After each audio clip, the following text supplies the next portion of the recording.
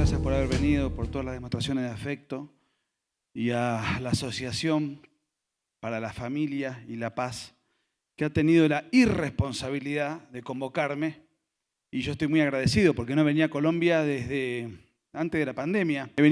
Yo lo conozco a Samuel desde el año 2011, la primera vez que vine, y yo era flaco y él tenía pelo.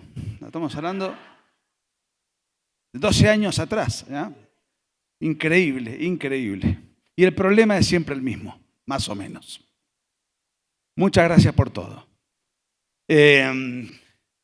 Miren, cuando fui convocado gentilmente, bueno, al Paraguay primero, pero yo no pude ir al Paraguay porque esa misma noche los aviones hubo un problema con los aviones, me tuve que quedar en Argentina, forzosamente. El mismo día que ganó Javier Milei, yo estaba solo como un imbécil en el aeropuerto, y encima la maleta me la llevaron hasta Paraguay, o sea, ni siquiera me pude lavar los dientes esa noche. Bueno, pero acá estamos, afortunadamente, y culmino mi año donde me ha tocado viajar muchísimo, y se me debe notar en la voz, pero en Colombia, que hacía 5 años fácil que no venía, probablemente el país que por lo menos considero de las mujeres más atractivas que he visto, de todo lo que me ha gustado, de todo lo que he viajado. No lo digo por demagogia, lo digo siempre que puedo. Realmente, no conozco Venezuela, reconozco que sé que también tiene buena fama. Y no voy por cobarde. Pues ya estuve una vez preso en Cuba y no. Pasó un momento tan estresante que digo, no. Me han invitado alguna vez a ir a Venezuela y digo, no, estoy grande para hacerme el Rambo. Claro, en otras épocas por ahí uno es más inconsciente. Miren, en el 89 cae el muro. Hacía años que no hablaba de estos temas, porque después he sacado otros libros y hacía por lo menos 5 o 6 años que tuve que revivir cosas, sobre todo en las históricas giras que hacía con mi entrañable hermano, que es Agustín. Y bueno, lo que estamos viviendo y asistiendo en este momento es una era que se inaugura a partir de la caída del muro de Berlín y a partir de la caída de la Unión Soviética. Entonces, por eso le hemos dado en llamar Nueva Izquierda a todo este proceso, pero llámenle como quieran. Le pueden llamar revolución cultural. En definitiva, se trata de una traslación del modo de corromper los cimientos de nuestra civilización. ¿Qué ha querido hacer la izquierda durante los tiempos de la Guerra Fría? Que no fue tan fría. Fue fría entre Moscú y Washington. Pero en América Latina fue brutal. Ustedes padecieron y siguen padeciendo a los narcomarxistas, terroristas y asesinos de la FARC. Algunos llegan a ser presidentes incluso. A estos criminales, nosotros hemos padecido a los montoneros, los uruguayos a los tupamaros, El Salvador al Frente Farabundo Martí. Seguro que hay algún agente de inteligencia grabando esto, pero me voy mañana, muchachos. Así que no se preocupen. Sendero Luminoso, los Tupamaros, Sendero Luminoso y el MRT en Perú, los Tupamaros en Uruguay, el MIR en Chile, en la Chile de Salvador Allende, que operaban como organizaciones paramilitares al servicio de la tiranía de Salvador Allende y que ahora fue celebrado por Boric, el petro chileno, Boric. Bueno, no sé si es narcotraficante Boric, pero que es un imbécil, no cabe ninguna apruebo, está totalmente confirmado. ¿Cómo? No sé cuál es el peor, pero por lo menos ya arrancó perdiendo una elección, ya eso es importante. ¿Qué han hecho? Han dicho, bueno, nosotros no tenemos nada para ofrecerle al obrero, que ha sido siempre nuestro capital al que hemos reclutado, que nos hemos ido a las fábricas a arengar a los obreros porque nosotros creíamos en la explotación de una clase superior que sometía y aplastaba a las clases subordinadas, la famosa dicotomía entre propietarios y proletarios. Finalmente, eso no se dio, porque en cualquier país de Occidente un obrero vivía mucho mejor que un obrero que vivía detrás de la cortina de hierro en situaciones esclavizantes. Pero esa dialéctica, esa filosofía de la historia de una clase que atenta contra otra y la oprime, y esa clase oprimida se termina rebelando y se van generando micro revoluciones de una clase que se impone sobre otra, y finalmente llegamos a una sociedad sin clase que no llega nunca, y terminamos poniéndole muros al mundo y cargándonos 100 millones de personas y viviendo peor y matando gente y siendo responsable de los grandes genocidios de la historia. Eso ha sido el comunismo, que no murió, simplemente no tiene nada para ofrecer. Perdieron como sistema político-económico, perdieron a la clase trabajadora que no quiere cambiar el mundo, quiere cambiar el auto, perdieron como oferta política y como discurso político. ¿Qué van a hablar? De la plusvalía, de la alienación, de la lucha de clases. Van a hablar de toda esa terminología de la explotación del hombre por el hombre. Van a mostrar la hoy el martillo. ¿A quién van a convencer?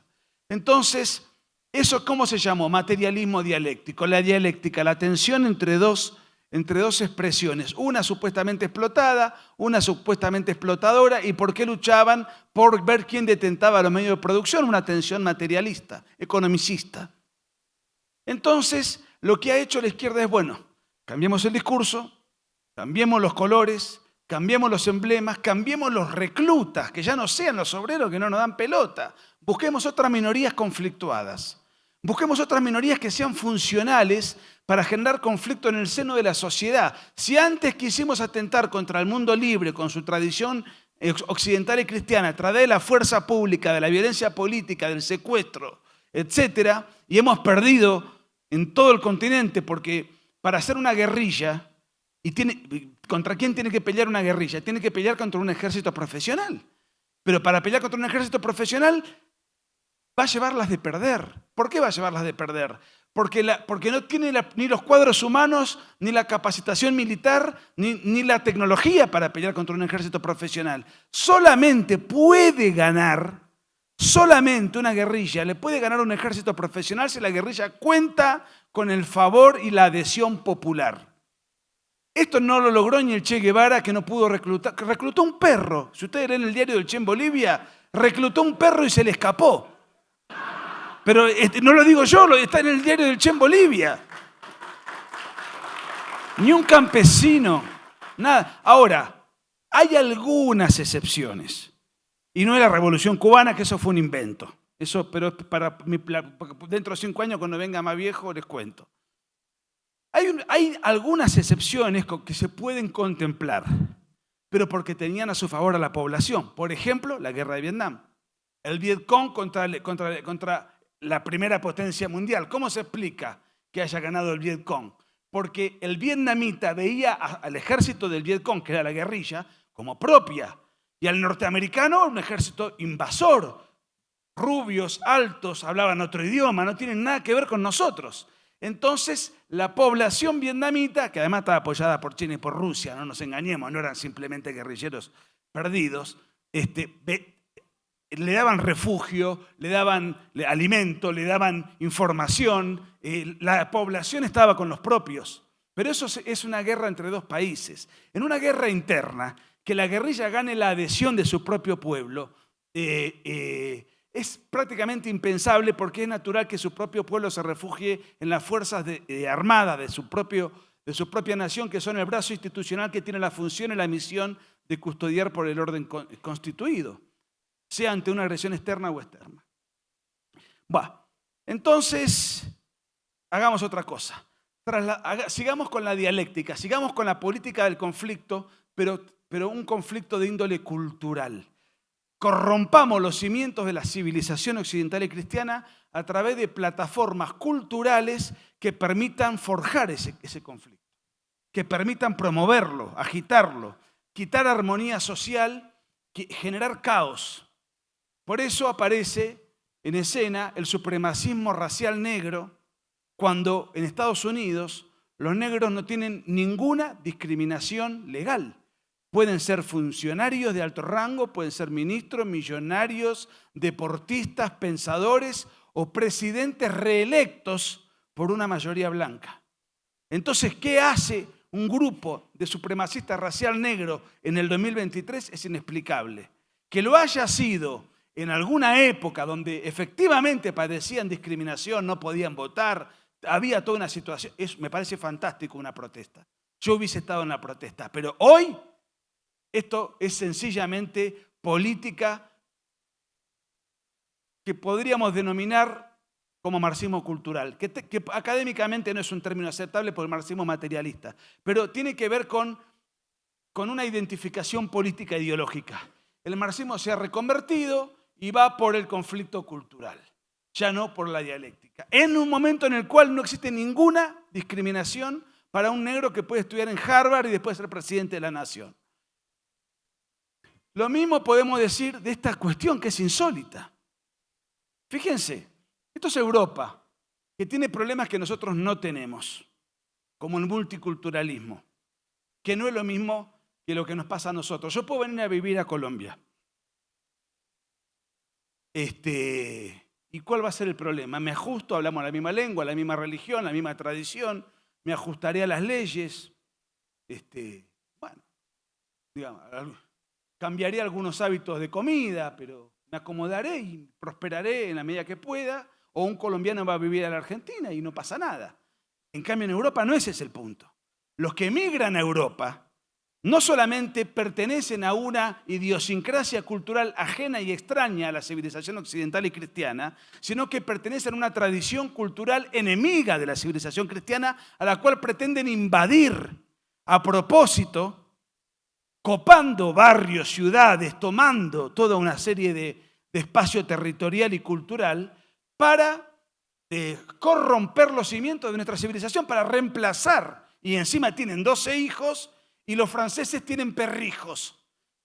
Son un matrimonio que tienen un perrito que le ponen media, lo mandan a la peluquería, al psicólogo. Entonces decimos, bueno, claro, esto lo proyectamos a 20 años, no tenemos forma de poder sobrellevar exitosamente este aluvión. Pero fíjense esto, no a la islamofobia, no al racismo, ni al fascismo, sí a la igualdad, a la equidad y LGBT, etc.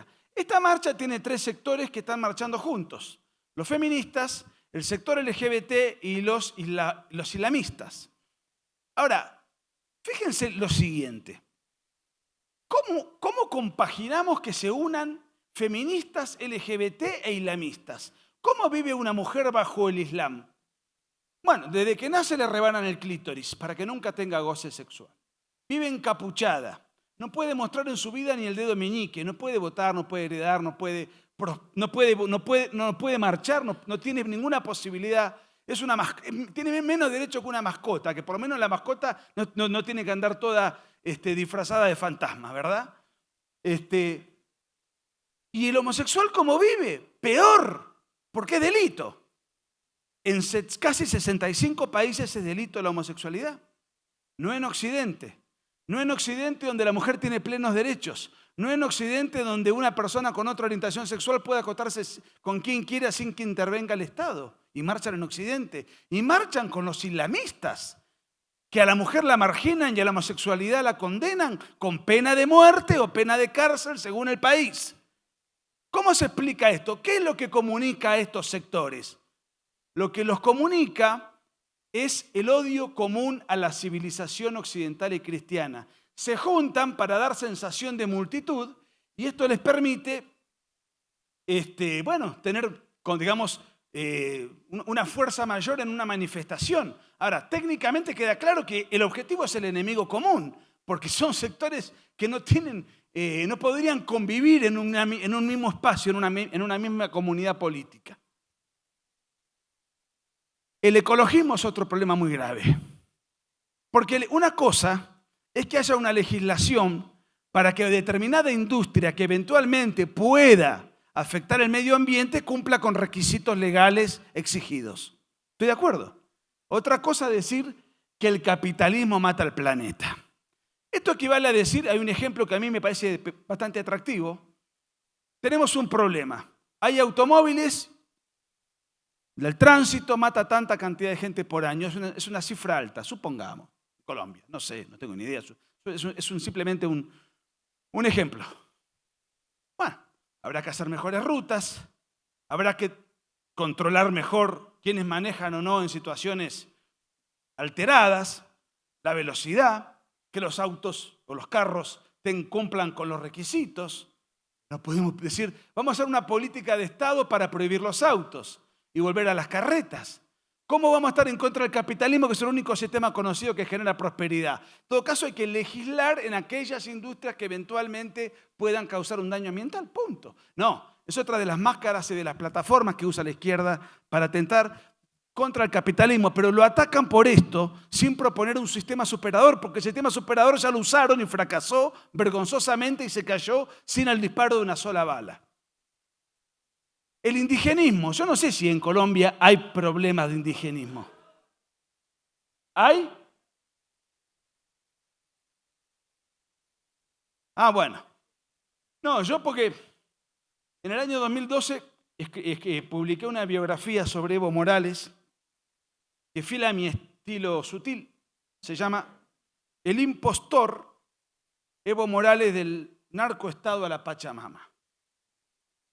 Bueno, el ideólogo fundamental del indigenismo era el vicepresidente de Evo Morales, que era un ex guerrillero que tuvo 5 años preso. En una organización homicida llamada Tupac Katari. Y ¿cómo se llamaba este sujeto que fue el vicepresidente histórico de Evo Morales? Bueno, búsquenme el vicepresidente de Evo Morales. Es un intelectual gramsciano. Se me hizo una laguna, esto la da. Bueno, Evo Morales, Álvaro García Linera, no lo lean, ha escrito varios libros, no lo lean. Él es el inventor del indigenismo. Él distorsiona lo que se llaman pueblos originarios, atribuyéndoles toda una historia dentro de la cual es un pueblo oprimido, entonces por el hombre europeo. ¿Cuándo es la primera marcha indígena en Bolivia? En 1992. Y antes ese fenómeno no existía como fenómeno político. ¿Por qué? Porque estaba la Unión Soviética. Entonces estaban todos en el Partido Comunista. En el 91 cae la Unión Soviética. En el 92, ¿qué hacemos? Nos disfrazamos de indígenas. Entonces hicieron la marcha. Evo Morales, muy joven, porque claro, denunciaban ser oprimidos por el hombre europeo, el hombre blanco opresor. La realidad es que los indígenas son el 14% de la población de Bolivia, el 70% serán mestizos y hay un 10% de europeos. Ahora, de descendientes de europeos. Ahora bien, Evo Morales no es indígena. Por eso se llama Morales, porque es mestizo. Y el único idioma, el único idiota iba a decir, acto fallido. El único idioma que sabe hablar es el castellano. No conoce otro. Y de hecho los indígenas no lo votan en el altiplano, no solamente porque no lo reconocen como propio, sino porque es un líder cocalero. ¿Y qué significa ser un líder cocalero? Él era el líder de la Confederación de Cocaleros, que eran 6 federaciones. ¿Qué hacen los cocaleros? Bueno, nosotros venimos acá a luchar contra el imperialismo opresor cultural, después de que, encima la fecha les venía bárbaro, 1992. A 500 años de que Cristóbal Colón nos vino a imponer la colonización cultural, claro, venía la fecha impecable, y todos los años se renovaba la marcha, eran cada vez más violentas, tiraron abajo presidentes. Venimos acá a defender a la Pachamama. ¿Qué es la Pachamama? La madre tierra. ¿Por qué tenemos que defender la madre tierra? Porque en la tierra cultivamos la coca. ¿Y qué es la coca? La materia prima para la cocaína. Por eso Colombia debe liderar el narcotráfico mundial y después viene Bolivia. Un narcoestado en donde llega presidente Evo Morales, precisamente la persona encargada de combatir el narcotráfico, que al mismo tiempo que era presidente seguía presidiendo la Confederación de Cocaleros. Entonces el indigenismo es otra forma de sembrar el conflicto en la sociedad. Un conflicto que tiene intereses ideológicos y económicos, pero no existía antes de 1992 problemas étnicos raciales en Bolivia. Y ahora nos encontramos también con el feminismo y nos vamos metiendo en el tema en el cual nos vamos a concentrar, que es la ideología de género, hablamos de ecologismo, hablamos de indigenismo, hablamos de supremacismo racial, hablamos de, bueno, no me acuerdo ahora, hay varias caretas que usa la izquierda para sembrar el multiculturalismo en Europa.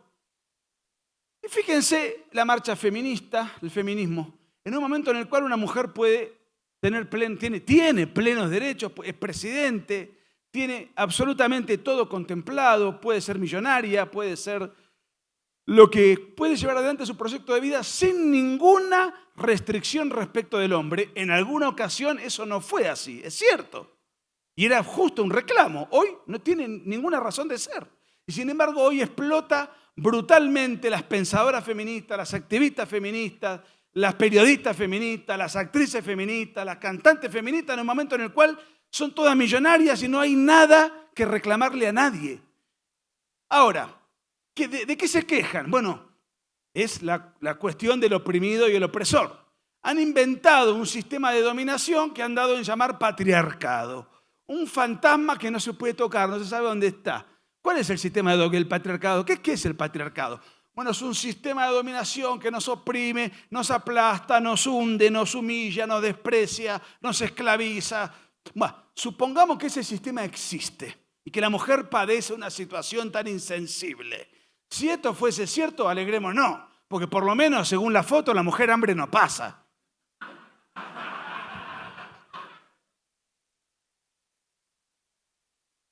Puta, pero no tuya, soy libre, yo aborté. Porque lo peor que deja el feminismo, vamos a ver varias cosas, lo más grave es el aborto. Porque bajo la superchería de que yo decido por mi cuerpo, no voy a ser redundante en lo que debe haber ustedes escuchado hasta el cansancio, a partir de la concepción de vida humana, empieza la multiplicación celular, empieza la respiración celular, hay un nuevo ser humano con un grupo sanguíneo, con una nueva genética, con un sexo que puede ser distinto del de la madre. Una persona que ya está transitando por el mismo ciclo biológico que hemos transitado todos nosotros. Entonces, bueno, esto fue la marcha del Día de la Mujer. Pues se nos acusa a los que escribimos libros de que no tenemos calle. No sé cómo se dice en colombiano. En México se dice no tener barrio. ¿Acá cómo se dice? No, ustedes no conocen la vida, los problemas que se padecen, porque están encerrados en papeles, en sus bibliotecas, elucubrando teoría y no conocen la realidad concreta.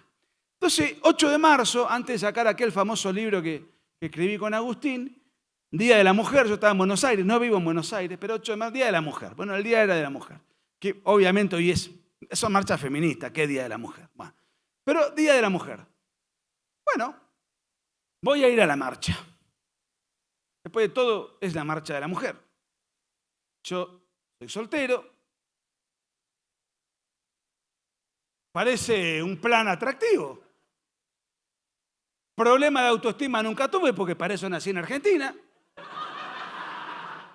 Digo, bueno, voy a la marcha, porque tengo la certeza absoluta, siempre tuve la certeza absoluta de que todas las mujeres sin excepción son bonitas.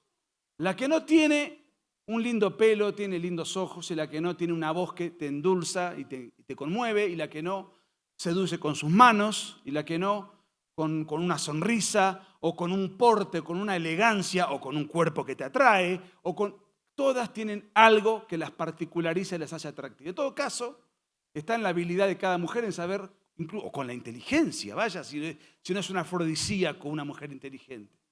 Entonces, en todo caso está en la habilidad de cada mujer en saber qué es aquello que la particulariza y la distingue para agradar a su compañero y explotar ese aspecto. Bueno, a mí se me fue a la mierda la teoría cuando fui a la marcha. Empecé a dudar severamente de mis convicciones porque todo era desagradable. Había una antiestética militante y explícita. Todo era feo, no solamente desde el punto de vista visual, sino olfativo. No se podía distinguir si tenían olor a pata o mal aliento. Yo que me había ido con una buena camisa, el mejor perfume, viste, todo, ¿qué hago acá? Hasta que a unos metros lejos veo unas mujeres recién salidas de la peluquería. brillosas, glamorosas, exuberantes. Me acerco entusiasmado. Era la columna de los travestis. Lo único femenino en una marcha feminista eran hombres. Pero esto es lo más grave que queda de una marcha feminista, de una manifestación feminista, el aborto. En Argentina, como ustedes saben, todas las porquerías somos los pioneros. Somos los primeros en casar a las personas del mismo sexo, los primeros en poner el aborto de manifiesto. Entonces, acá tenemos en la Cámara de Diputados al señor Flor de la B, no me acuerdo cuál es su nombre verdadero. Es un travesti. ¿Lo conocen? ¿Lo ubican a este sujeto? Es el travesti top de la Argentina que se cargó al hombro la marcha contra el aborto. ¿Qué hace un travesti encabezando en la Cámara de Diputados? Además, cuando se discutió y se debatió la ley del aborto, que primero fue rechazada durante el gobierno de Macri y durante el gobierno de Alberto Fernández fue aprobada.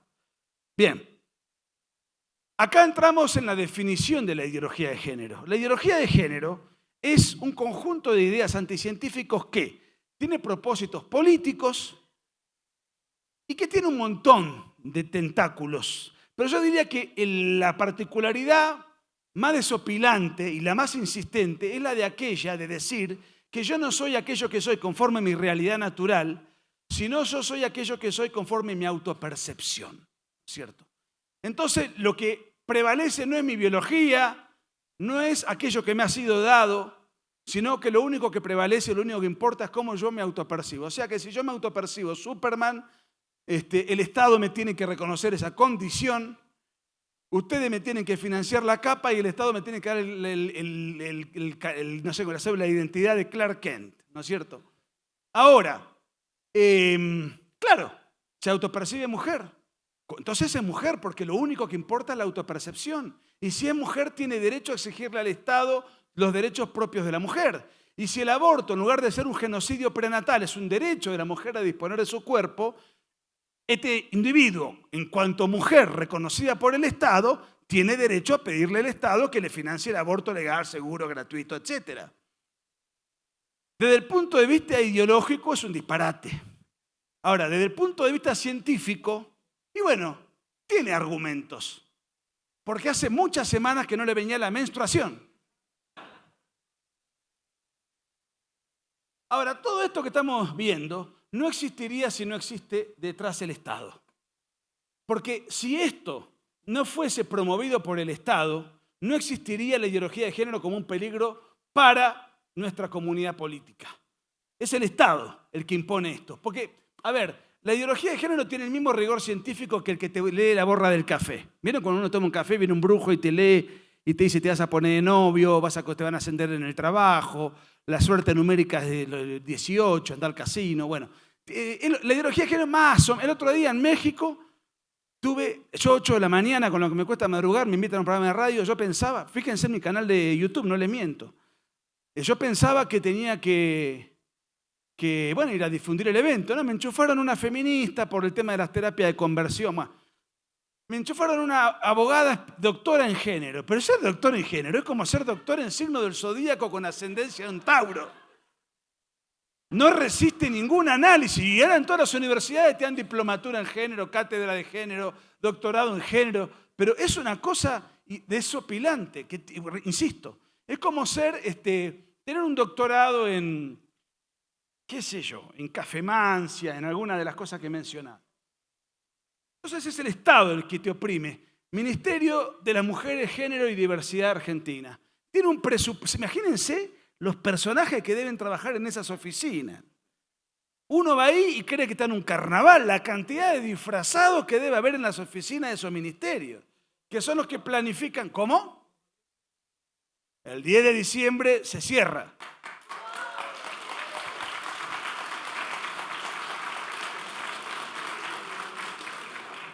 Pero para que se den una idea, este ministerio tiene un presupuesto 4 veces mayor al Ministerio de Salud. En plena pandemia lo mismo, ¿eh? ¿Cuál era la prioridad? Esto es la ley Micaela, que, o sea, todo funcionario público tiene la obligación de hacer un curso en género. Desde el chico que limpia el baño en una dependencia estatal hasta el presidente de la nación, un general de la república, un juez, un policía, cualquier funcionario. ¿Qué es la ley Micaela? Micaela era una chica que fue asesinada por el novio. El novio creo que está preso y me parece fantástico. Pero ¿qué es lo que titulan los medios? Es un femicidio. No, no existe el femicidio. ¿Cómo no existe el femicidio? ¿No? ¿Qué es el femicidio o feminicidio, como le llaman en otros lugares? En Argentina se le dice femicidio. La definición la da la ONU y después se replicó en todos los códigos penales de la región. ¿Dónde si no? Es matar a una mujer por el hecho de ser mujer. No existe el femicidio. Nadie mata a una mujer por el hecho de ser mujer. Es cierto que a veces se mata a una mujer y el asesino tiene que ir preso con todo el rigor, pero no la mató por ser mujer. La habrá matado por celos, o porque estaba drogado, o porque era violento, o porque le debía plata, qué sé yo. Las motivaciones pueden ser múltiples y el asesino merece ir a la cárcel con todo el rigor. Además, hay un librito que se llama Código Penal que no tiene en el derecho penal occidental rigidez. Por ejemplo, en Argentina, el que mata le cabe una pena de 8 a 25 años. ¿Y de qué depende de que sea de 8 a 25 años? No es lo mismo que yo me agarre a trompadas con alguien de mi edad, de mi altura y mi peso, es decir, tenemos fuerzas equivalentes, uno mata al otro, a que yo mate a un chico de 3 años, o a un abuelo en silla de ruedas, o a una mujer que tiene menos fuerza que yo. Entonces eso lo contempla el juez, la diferenciación, y seguramente me dará una pena de las máximas dentro de la escala que tiene disponible. Eso ya está resuelto. No hace falta inventar palabras anticientíficas, porque no existe el femicidio. Nadie mata a una mujer porque es mujer, porque si no esa persona ya hubiese matado a su hermana, a su vecina, a su mamá, a la compañera de trabajo, a la compañera de la fábrica, a la abuela, a lo que fuere, porque odia a la mujer, por ser mujer. Saldría por la calle matando mujeres. No, mató a una. ¿Quién sabe por qué? Esto no disculpa nada, merece ir preso. No estoy justificando, lo que digo es, la ideología de género miente en la palabra, en todo lo que dice y en todo lo que deriva de la ideología de género es falso, porque la premisa iniciática que define la ideología de género es falsa. Entonces, tenemos la educación sexual integral. ¿La educación sexual integral existe acá? Bueno, no es. Se está tratando, en todos lados se llama igual. Esto no lo inventó nadie, no lo pidió el pueblo colombiano, no lo pidió el pueblo argentino, ni el español, ni el dominicano. Es una agenda impuesta. Pongan Agenda 2030 en Google y no es una conspiración.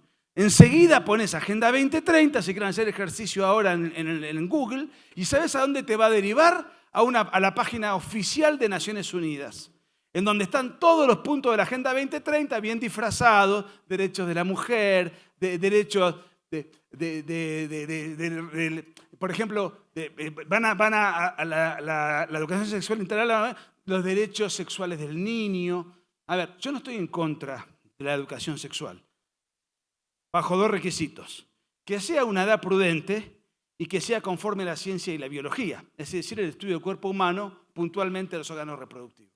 Pero esto no tiene nada que ver. Entonces agarrar a un chico de 5 años y decirle, mira, vos no sos ni hombre ni mujer, podés ser drag queen, no binario, sexo fluido, cuando seas grande podés hacer lo que vos quieras, según cómo te sientas. Y aparece un travesti y le da clases a los jardines. Eso pasa. Eso no tiene nada de educación sexual. Y además, fíjense que detrás de todo esto hay una violación de derechos permanente. Y sin embargo se vende como ampliación de derechos. ¿Por qué hay una violación de derechos? Primero porque si yo soy el papá, yo no permitiría que esto pase. Lo cambio de colegio. Pero todos los colegios tienen la obligación de enseñar lo mismo, sean incluso los colegios religiosos. Entonces se atenta contra la patria potestad porque el niño no es educado. ¿Qué es la patria potestad? Es el derecho preferente de los padres a educar a los niños conforme los valores que les son propios. No, acá la preferencia la tiene el Estado. Porque aunque cambies al niño de colegio, le van a enseñar la misma basura. Y si yo soy docente y digo, yo me capacité para enseñar ciencia, no esta basura, la tenés que enseñar igual si no te echan o te sancionan. Y si yo soy el dueño del colegio, pues es un colegio privado y religioso, digo, esto atenta contra nuestros dogmas religiosos, no importa, hay que enseñarlo igual. Se atenta contra la libertad religiosa, contra la libertad educativa, contra la patria potestad, y se abusa psicológicamente y emocionalmente contra la inocencia del niño. A una edad donde el niño no se puede defender. porque no tiene ni el criterio, ni la maduración, ni la fuerza espiritual, psicológica o emocional como para resistir a esos engaños asquerosos y repugnantes que les enseñan desde el Estado, con la anuencia, primero con la izquierda y con la anuencia de la falsa oposición a las izquierdas del continente. La ley de cupos, ¿para qué sirve la ley de cupos? Si yo voto a quien se me da la gana, se postula, ¿qué le impide a una mujer ser presidente? ¿Por qué llegó Cristina Kirchner a ser presidente? ¿Porque nos equivocamos los argentinos? No porque es mujer. Nos equivocamos, es una forma de decir. Yo no la voto ni borracho, nunca la voté, pero digamos, es una forma de decir. Por esa razón, ¿por qué llegó Bachelet en Chile? ¿Por qué llegó la guerrillera Dilma Rousseff en Brasil? ¿Por qué? Y así sucesivamente. ¿Por qué? Porque la fue votada. ¿Por qué había más diputados y senadores en el Parlamento antes de estas leyes? Porque eran votados. ¿Votados por quién? Y sobre todo por las mujeres, que son el 55% del padrón. O sea que la elección de que haya una mayoría de varones también la hicieron las mujeres. Sin embargo, el político, que es un sirviente del pueblo, le dice al pueblo: ustedes son unos idiotas, no saben votar. Algo de razón debe tener, porque si no, no lo hubiesen votado a este sujeto. Dice: yo te voy a enseñar a votar y yo te voy a dar una grilla, un organigrama masculino o femenino. Vos tenés que votar tantas mujeres como varones porque vos no sabés votar, y así hacemos una equidad. ¿Quién pierde la democracia? Porque se pierde la meritocracia. Ya alguien no ocupa ese lugar porque tiene el mérito, sino que lo ocupa por lo que tiene entre las piernas. Y además, el soberano, que es el votante, no elige, se le restringe su libertad. No vota conforme a su preferencia partidaria, ya tiene que votar conforme un organigrama prefijado. Si yo quiero poner una empresa, entonces se está discutiendo, ahora no se va a discutir, pero no, si sale la ley, Javier va a decir afuera, y la va a vetar. Pero lo que se está discutiendo es: yo tengo una empresa, quiero contratar 40 personas, tienen que ser 20 mujeres y 20 varones.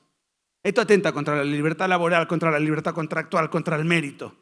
Porque yo voy a tomar a quien a mí se me canta la gana en función de las referencias, de la simpatía que me genere la persona, la confianza que me despierte, el currículum que tenga, etcétera, etcétera, etcétera. No, porque tengo que equilibrar. ¿Y por qué tengo que equilibrar? Porque dice el dogma de género que la mujer gana menos que el hombre. Tráiganme 2 sueldos de un hombre y una mujer en una misma empresa, con un mismo cargo, con una misma antigüedad, a ver si es cierto que una mujer gana menos que el hombre. Y si fuese cierto que la mujer gana menos que el hombre, esto sería una ventaja para el hombre, para la mujer, porque todas las mujeres tendrían trabajo. A los hombres les costaría mucho conseguir trabajo. Yo voy a buscar trabajo y adelante de mi fila tengo una mujer. Van a tomar a una mujer porque les sale más barato a la empresa. Tengo una conferencia solamente preparada sobre esto, pero es un razonamiento hiper sencillo. Todo lo que deviene de la ideología de género es falso. Y acá nos metemos con esta gente, que es la otra cara de la ideología de género. Me tengo que apurar porque me corre el cronómetro. Que, fíjense, es todo festivo, multicolor, muy agradable, muy simpático. Gay significa alegre en inglés, o sea, bailamos entre todos a los Village People, a Glary Gaynor. Todos nos abrazamos con la música de Michael Jackson, de Erasure, y todos hacemos un espectáculo público notable, de alegría. Muy bien, no es tan alegre la cosa. Pero en Argentina, la Constitución exige 2 requisitos para ser funcionario público: idoneidad y mayoría de edad. Ahora también tenés que ser, si sos travesti, también podés ingresar sin mayores inconvenientes. Y tenemos la ley de cambio de sexo. Otra mentira, no se puede cambiar el sexo. No se puede cambiar el sexo. Lo que se puede hacer es amputarse los genitales, pero eso no es un cambio de sexo. Lo que puede hacer una persona es hacerse un cambio, una cirugía estética. Amputarse un órgano sano de su cuerpo y más o menos que el cirujano, si tiene habilidad, le arme una vagina artificial en el plano de lo aparente. No es que sea una vagina de verdad. Nada más. Con tremendos dolores y, por supuesto, con las nuevas tecnologías se pueden inyectar bloqueadores de testosterona y estrógeno para tener una forma feminoide más avanzada que te aflauta la voz, te quita la barba, te da una apariencia. Muy bien, Eso es una guerra contra la naturaleza destinada a perderse siempre. Porque si estás un mes sin ponerte todas esas porquerías que te invaden el cuerpo, empezaste a tener forma coincidente con tu verdadera naturaleza. Ahora, ¿cuál es el tema? ¿Qué tiene que hacer el Estado con un sujeto que autopercibe ser aquello que no es? Que haga lo que quiera. El Estado no puede prohibir un disfraz, pero que el Estado institucionalice, le dé el rango a una persona, no en función de lo que es, sino de lo que cree ser, y además con un agravante, nos obliga a todos nosotros a tratar a esa persona no conforme a su realidad natural, sino conforme a lo que ella dice que es, lo que esa persona dice que es. Y como sé que este es un ambiente donde prevalece el ámbito religioso, y como para los que tenemos fe, mentir es un pecado, estamos obligados a mentir. Estamos obligados a participar del autoengaño de esa persona, porque si lo tratamos con la verdad objetiva, pues tenemos problemas con la justicia por incurrir en crimen de odio, homofobia le llaman, que tampoco existe. ¿Qué es el crimen de odio? Es toda manifestación gestual, verbal o escrita en desacuerdo con la ideología de género. Eso es el crimen de odio. Ellos deciden qué es odio y qué no. Bueno, también en el año 2010 el matrimonio igualitario lo impusimos nosotros con nuestra frondosa creatividad. El matrimonio no puede ser otra cosa que la unión entre un hombre y una mujer, por eso se llama matrimonio, porque viene de maternidad, viene de matriz.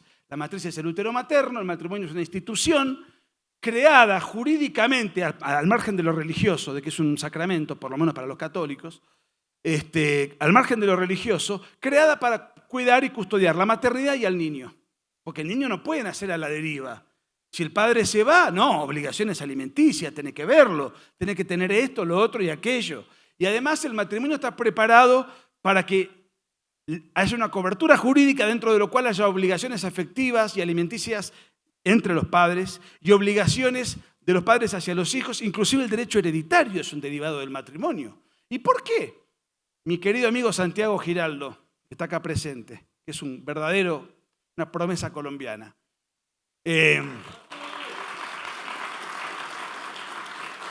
Somos amigos. Entonces vamos mañana a una dependencia pública acá en Bogotá y decimos, queremos que venga un funcionario y le abre un acta para que constate que él y yo somos amigos. ¿Y a mí qué me importa? ¿Y saben por qué no le importa? Porque es un vínculo de carácter privado.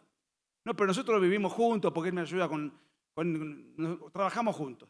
Bueno, si ustedes quieren economizar y vivir juntos, a mí no me, es un tema de privado. Pero además dormimos juntos. Estamos hablando en broma, ¿no? Es un vínculo de carácter privado. El matrimonio de verdad, el único posible, es un vínculo de carácter público porque de ahí surge la prole, los futuros colombianos. Entonces es de interés estatal, de orden público, custodiar ese vínculo.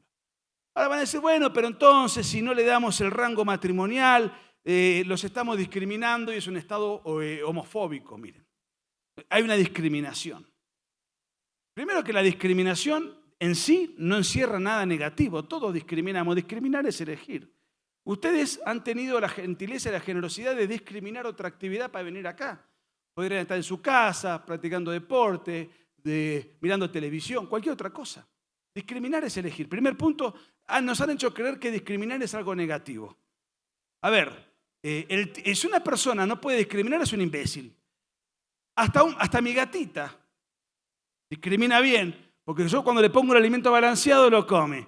Cuando le pongo atún al agua, se abalanza y tira al diablo el alimento balanceado.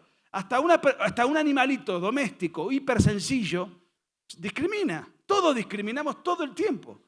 El que no discrimina es una planta a lo mejor, y hasta por ahí nomás, porque se va sola hacia donde hay luz. Muy bien. No, pero el Estado no puede discriminar, porque el Estado... Entonces, si yo soy ciego, y le pido al Estado que me otorgue el carnet de conducir, ¿el Estado me tiene que otorgar el carnet de conducir para no discriminarme? No me puede otorgar el carnet. ¿Por qué no me puede otorgar el carnet? Porque no me puede otorgar el carnet de conducir, pues no puede conducir, papá.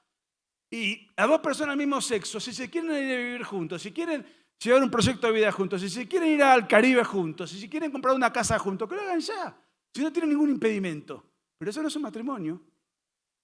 ¿Por qué? Porque entre dos personas del mismo sexo no puede haber maternidad, punto. Ah, bueno, pero entonces no pueden adoptar. Y no, Porque la adopción no deberían poder están pudiendo, pero la adopción no, es un derecho del niño, no es un derecho del adoptante. Es un derecho prioritario del niño. ¿Un derecho a qué tiene el niño? A que le sea devuelto aquello que le han quitado. ¿Y qué le han quitado? A la mamá y al papá. Pero además, no importa, estos son prejuicios tuyos, lo importante es el amor. Lo importante es el amor, te dicen. Muy bien, muy bien. Sí importa, porque un niño criado en una pareja normal, puede ser homosexual, sí, claro. Y hay que tratarlo con mucho amor, con mucho cariño y tratar de que sea lo menos infeliz posible. Porque es mentira que tener un desorden sexual genera felicidad. Las personas que tienen ese problema son muy infelices. El 1,6%, 2%, 3%, según la fuente que citemos, de las personas criadas en parejas heterosexuales pueden tener una tendencia homosexual. Sí, lo hay. Es así. Pero el 34% de las personas criadas en parejas homoparentales pueden ser homosexuales. ¿Cómo? Pero, ¿y qué importa? ¿Qué importa qué es? Y bueno, parece que sí importa. ¿Saben por qué? Porque según el Ministerio de Salud de Estados Unidos, el 1,6% de las personas son homosexuales. Pero el 80% de las personas que en Estados Unidos tienen VIH son homosexuales, no el 1,6%. El 80% del total, siendo que solamente son el 1,6% poblacional. Así que imagínense en el seno de esa comunidad el problema tremendo. O sea, es raro, no lo van a decir, conforme las estadísticas, que un homosexual no tenga SIDA. O por lo menos debe ser un sector minoritario de la comunidad. El 75% de las enfermedades de transmisión sexual, ¿saben qué comunidad las tiene? La comunidad homosexual. Estoy hablando de gonorrea, sífilis, enfermedades menores, pero también el SIDA, también la hepatitis B, la hepatitis C, enfermedades muy graves. Tienen una tasa de índice de suicidio 14 veces mayor a la de las personas heterosexuales, se suicidan 14 veces más. Una tasa de depresión del alrededor del 20%. Tienen 7 veces mayor propensión a las drogas, 4 veces mayor propensión al alcohol y en conclusión, según la Universidad de Navarra, tienen un promedio de 25 años menos de vida. Entonces sí importa que sean. Ahora, ¿tiene derecho una persona a ser homosexual? Por supuesto. ¿Qué tiene que hacer el Estado con esa persona? Tolerarla. Que duerma con quien quiera, tolerarla. Pero no promoverla, aplaudirla, instigarla, inducirla, financiarla, institucionalizarla, incluso a los niños. Vamos a ver, yo no fumo, pero cuando el fumador en los paquetes de cigarrillos dice, produce cáncer, ¿no? Por lo menos en la gran mayoría de los países. Es una política pública que trata de desalentar o desaconsejar hábitos que atentan contra la persona que practica malos hábitos. Entonces el Estado trata de desaconsejar. ¿Qué tiene que hacer el Estado con la homosexualidad? Tolerarla y desaconsejarla. Promoverla, incentivarla y financiarla es un acto criminal, porque es incentivar a la persona a incurrir en hábitos que atentan contra la vida y la salud de la persona que practica esos hábitos. Bueno, ¿cómo puede ser que el 2% de la población le marque la agenda al 98% restante? Bueno, esto es muy profundo, pero vamos a hacer un poco de catarsis, ya que estamos, para que no se aburran porque es tarde y es la tercera conferencia. Me dieron la parte más difícil, tener que mantener despierto al público después de 3 conferencias.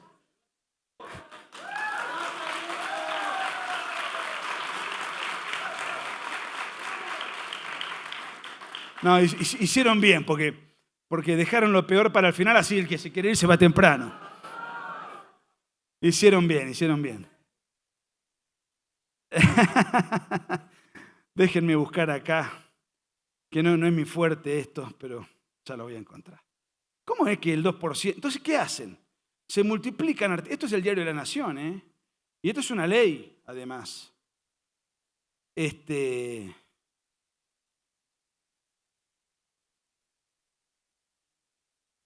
No estoy encontrando lo que necesito. Porque tengo el...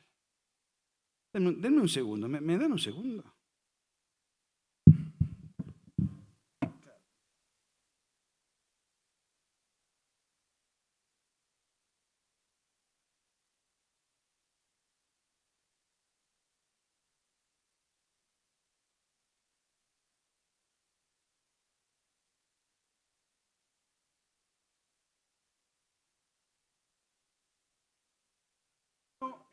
sé por qué se me cambió el mail que tenía. Pero, de todas maneras. No. Que nos daba esta charla ahí.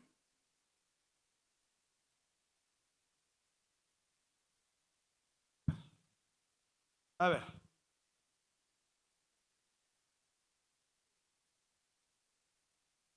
No lo voy a poder encontrar.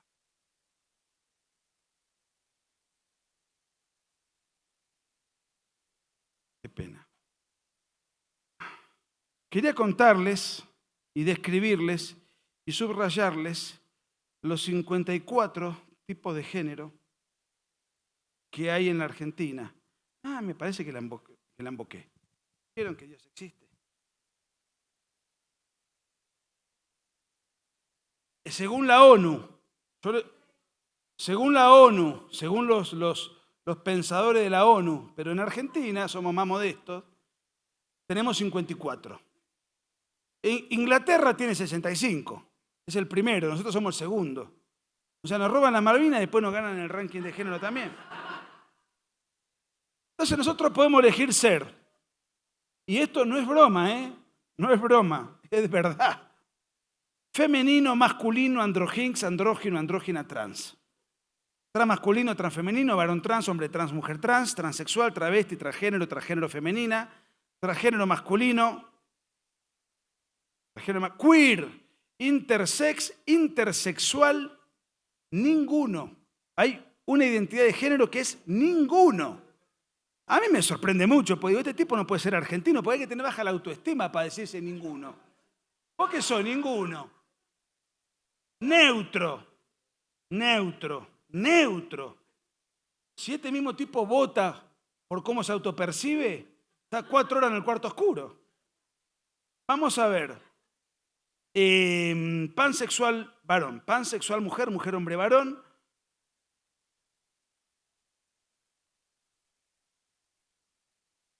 La rama ecuménica. Poliamorox, poliamorosa, poliamoroso, o sea, lo que venga.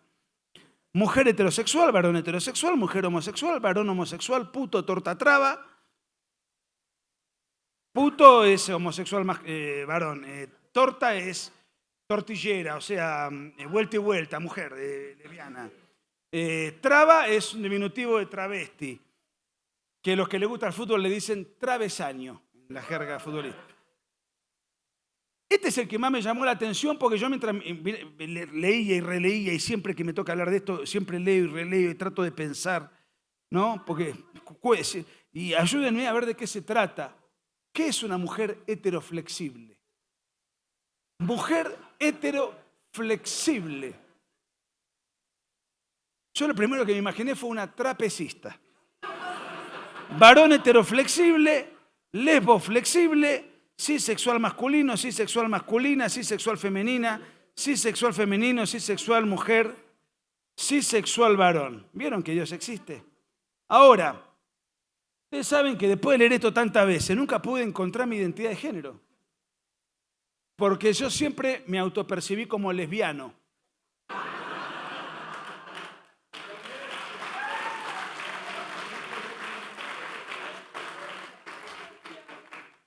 ¿Se acuerdan? A ver, vamos a hacer este ejercicio. Nos me quedan 5 minutos. ¿Cuántos se acuerdan de los que están acá de la masacre de Orlando?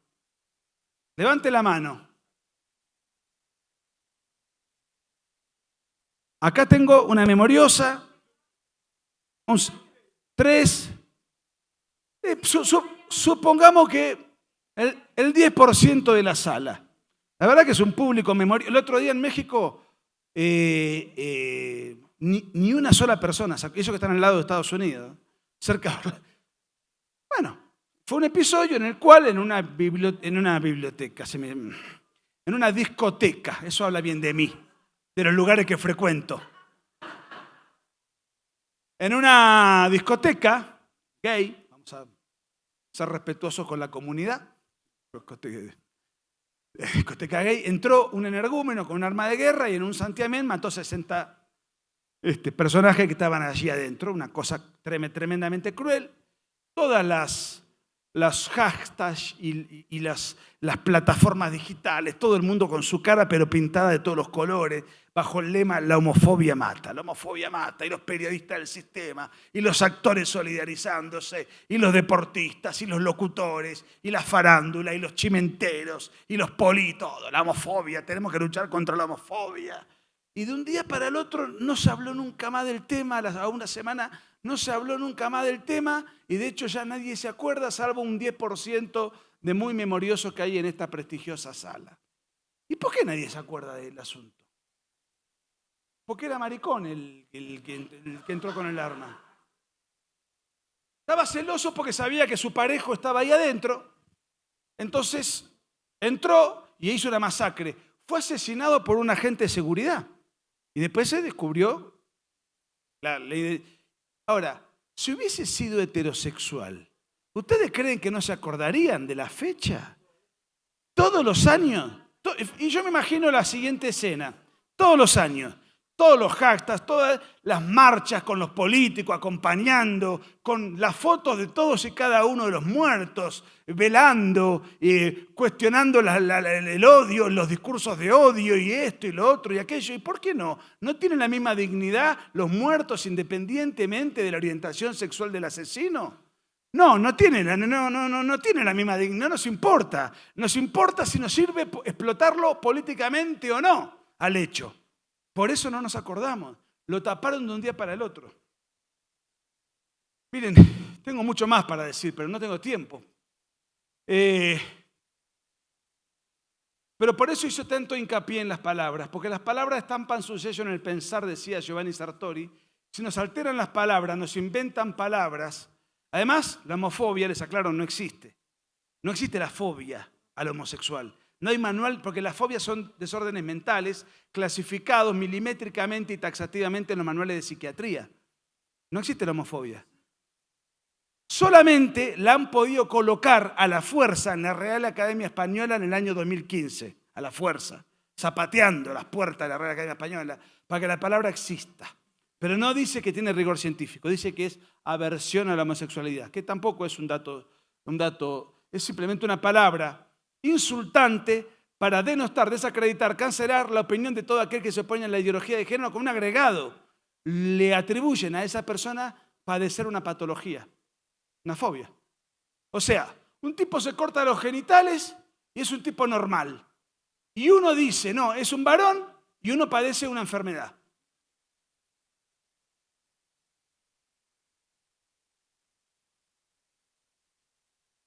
La revolución verdadera no es la revolución en la calle, es la manera de pensar revolucionaria, decía Morraz. O sea, la revolución verdadera no es lo que quisieron hacer las FARC. Lo que quisieron hacer salió mal. Lo decía en el año 37. ¿Cuál es la revolución? Lo que estamos haciendo ahora. Lo que estamos padeciendo ahora. Es la manera de pensar, es influir en el pensar de la comunidad. Si logramos que esa comunidad piense conforme a la revolución, ganamos la batalla. Por eso estamos dando la batalla. Para tratar de desarmar todas las políticas y el discurso que nos es impuesto. Con un agregado que para mí es el siguiente.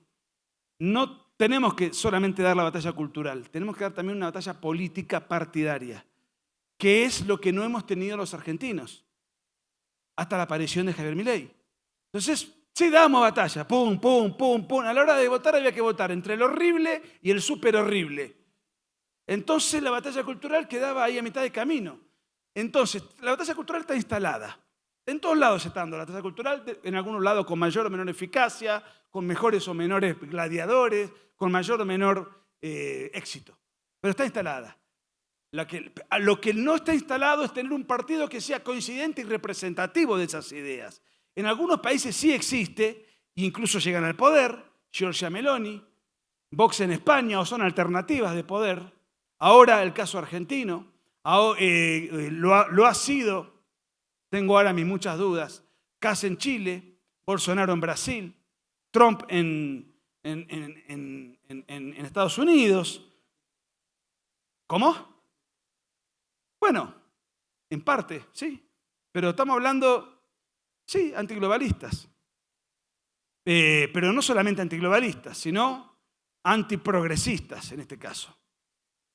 El globalismo promueve el progresismo. Ahora,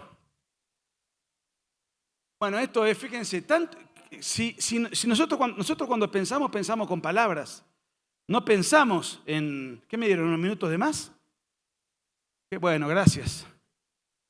Cuando pensamos, pensamos con palabras. Y cuando pensamos, pensamos como si hablásemos con nosotros mismos. Entonces, si nos alteran las palabras, nos alteran la manera de pensar. Y si nos alteran la manera de pensar, nos cambian la manera de pensar, entonces nos ganan la revolución. A tal punto nos quieren... Por eso es tan importante desarmar las palabras inventadas o mal interpretadas. Entonces, a tal punto lo han querido hacer que han inventado el lenguaje inclusivo. Que la Real Academia Española, por suerte, se encargó de desmentir y decir que eso no forma parte del idioma castellano.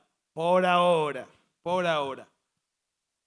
Bueno, en Argentina hasta el 10 de diciembre tenemos este tarado, que fíjense, presidente de la Argentina, el ideal va a ser cuando todas y todos sean todes. Tenemos un estadista de una profundidad filosófica. Yo no sé si es de lo mucho que ha leído Alberto Fernández, que llegó a esta conclusión, o es por una presión familiar. Es el hijo.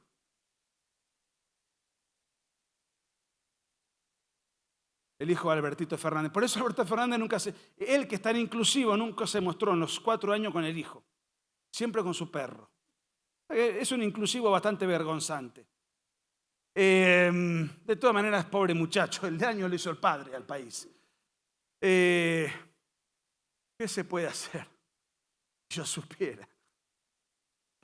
Bueno, ya lo anticipé. Hay que tener un partido político. Ya va a llegar el momento. Ya va a llegar el momento. Basta de centristas bien pensantes. No, yo soy de centro. Por el centro penetra a la izquierda. Ahí pasó, bueno, claro, ahí pasa en todos lados. Piñera, yo soy de centro. Viene el comunista Boric. Macri, centrista. Vuelve el kirchnerismo al poder. La mafia kirchnerista al poder. Duque, Santos, yo soy centrista. Viene un guerrillero al poder. Por el centro penetra a la izquierda. Entonces, tenemos que ir hacia una nueva derecha. ¿Qué significaría ser una nueva derecha? Significa, decía Calderón Bouchet, decía que,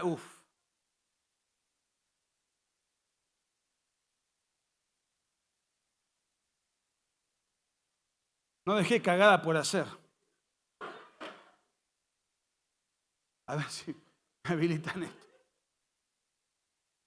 Es que lo vi a Alberto Fernández y me puse nervioso. Antes me ponía nervioso ver al hijo, después me acostumbré. Pero de Alberto Fernández no me pude acostumbrar nunca. Bueno, ahí tenemos. Hay 3 expresiones. ¿Qué es la derecha? Calderón Bouchet decía, es una cuestión política, actitudinal, de enfrentamiento directo, de un enfrentamiento explícito ante la izquierda, pero de enfrentamiento.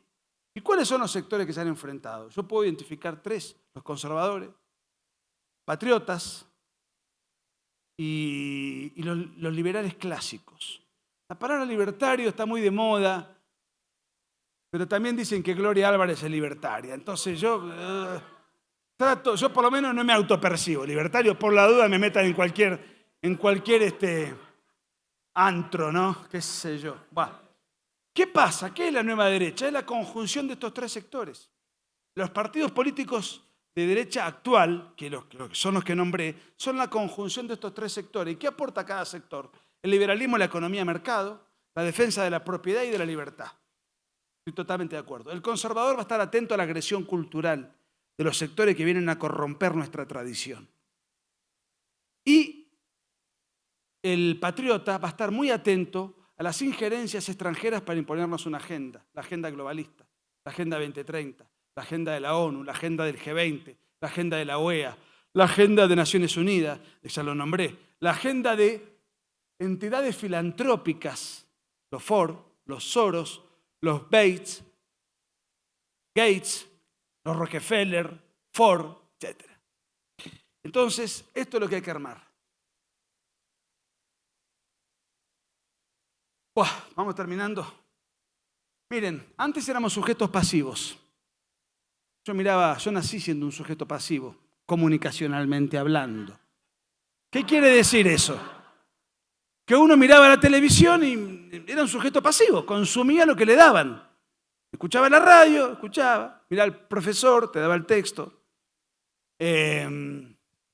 mirabas el diario, bueno, consumías y si querías contrarrestar había que tener una fuerte convicción o capacidad de discernimiento y en todo caso para retrucar y alimentarte tenías que ocuparte y movilizarte de conseguir material alternativo. Hoy eso ya no existe más. De esto se nutrió el progresismo y nos cerró todas las puertas. Por eso nos pusimos en las redes sociales casi como un último refugio. Entonces decimos, bueno, es el único lugar que nos queda. Le salió el tiro por la culata a la izquierda. Porque hoy las redes sociales tienen mucho más influencia que los medios de comunicación. Mucho más. De hecho, si ustedes miran un programa televisivo político, dicen, ¿cuál fue el hashtag?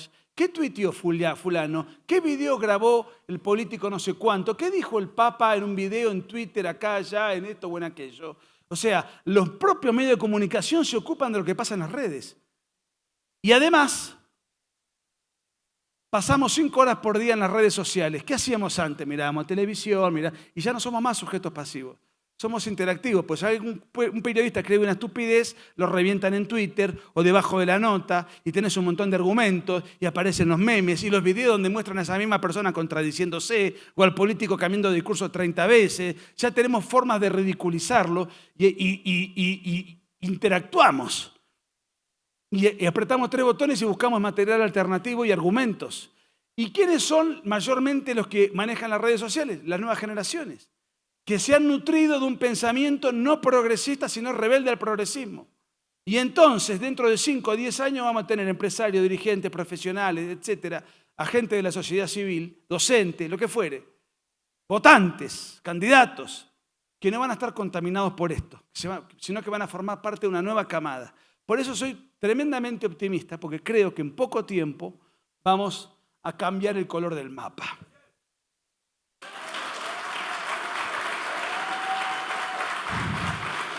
Esto fue una charla en el 2018. Miren qué joven que fui.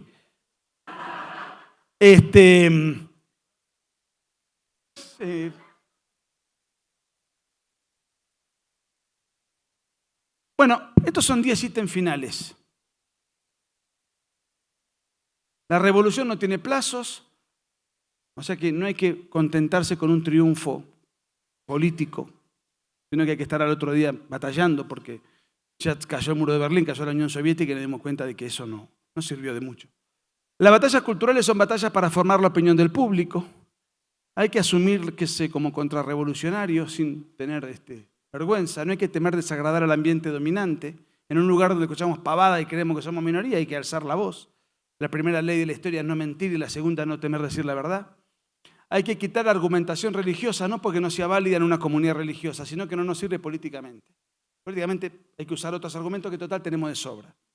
Hay que desacralizar a las autoridades del sistema, esto un poco lo dije.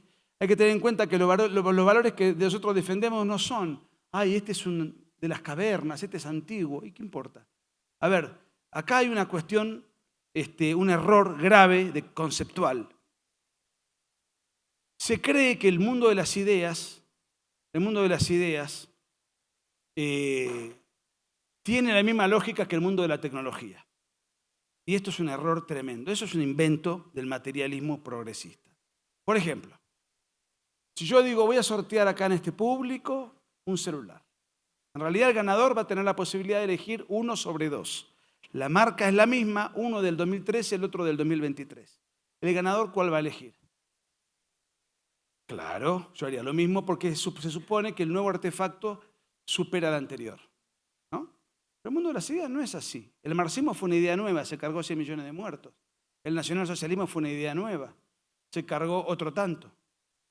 Los mandamientos, no robar, no mentir, honrar padre y madre, no matar, no codiciar bienes ajenos, tiene una vigencia plenísima para todos los hombres de bien. ¿Cuándo fueron escritos?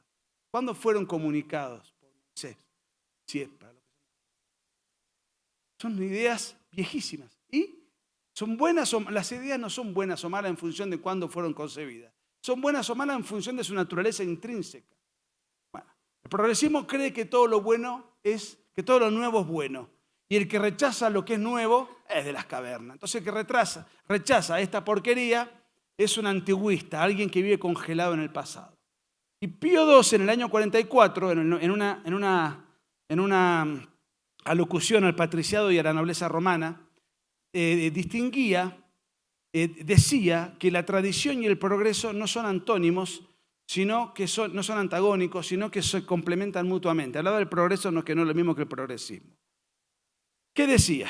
El progreso es como el agua que vigorosamente transita por un río, y la tradición es el cauce del agua, que la contiene, la conduce, la lleva a un destino. Y el río transita. Si el río no tuviese un cauce, sería un naufragio, nos arrasaría con ciudades, naufragaría hacia cualquier lado, no tendría rumbo.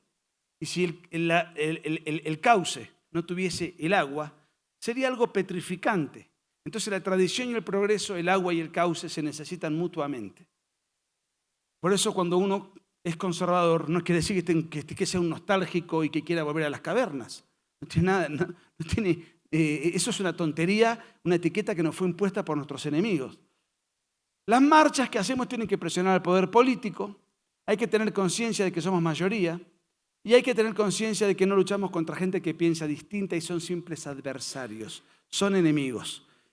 Alguien que quiere implantar el genocidio prenatal, el aborto, o sea, reventar a los niños por nacer, que no tienen ninguna posibilidad de defenderse, ese tipo no es un adversario, ese tipo es un enemigo.